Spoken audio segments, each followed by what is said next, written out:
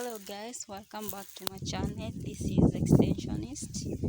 So today I want to educate you about kales. So these kales, they are not okay. This one is what we can categorize them as indigenous, or what we call the traditional type of kales, whereby for the mode of you do the propagation through vegetative propagation, not the other way whereby you buy the seeds and then you do the nursery bed, sowing of the seeds, and then you transplant them into the main field.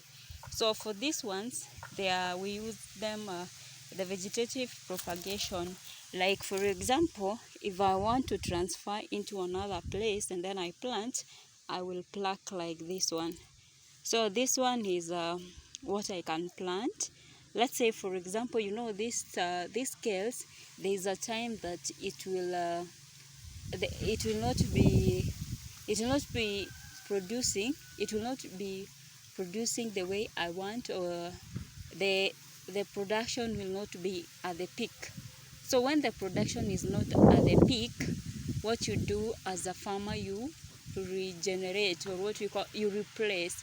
You are replacing, and you are not going for the seeds, because I've told you that this type of kales is whereby you do the propagation or planting through the vegetative part, and they are categorized into the indigenous, or what you call the traditional.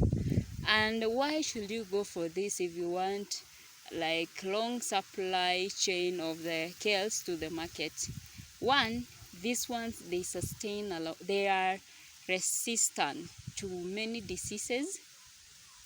And one of the things that are usually headache to the farmer, or anyone who is doing the agribusiness, or what we call the farming, in terms of production to get cash flows.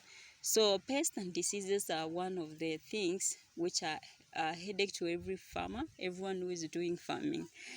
So like for example, these ones, they are resistant to many types of diseases. They are resistant to they use little water, meaning during the time of let's say droughts, or when there are no rains, this one can withstand that the time where there is no rains, and you'll be able to get what you are selling into the market. So you can go for these kales, and how they produce a lot of leaves of the kales which you can sell. And then there are some which can go to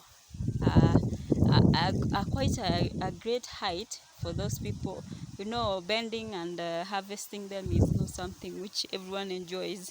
There are some people who have difficulties in bending, or maybe they have problems of their back. So if you have this one, the height is nice, because you are going to be harvesting them when you are standing.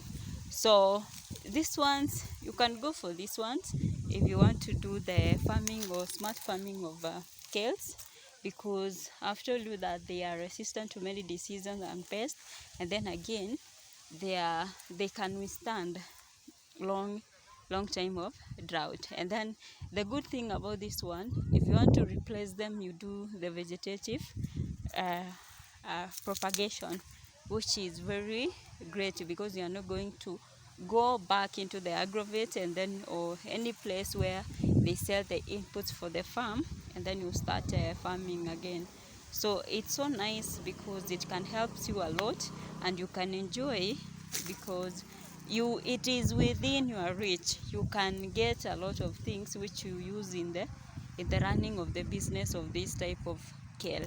So if you want to start something about kale, to do the farming of kales for money, just go for the indigenous or the traditional, because the other type, like for example the collards, after they flourish well, but the problem is the period of harvesting and selling, it will be shorter, because they usually get they flower faster. So you see, if they flower faster, and anytime we are doing the planting of any crop, we use some resources. So if it is going to take a short period of time, and then it flowers, And you know, the moment it flowers, that is now it will be the moment now you will start getting small production until you are not getting anything, because the whole kale plant will be full of flowerings and flowers. So you see, you can go for this one. They are great. And you know, I've told you that diseases and pests are one of the headaches everyone experiences. So this one, they are great because they are very resistant to many types of disease and pests, and it is good for anyone who want to do the kale farming.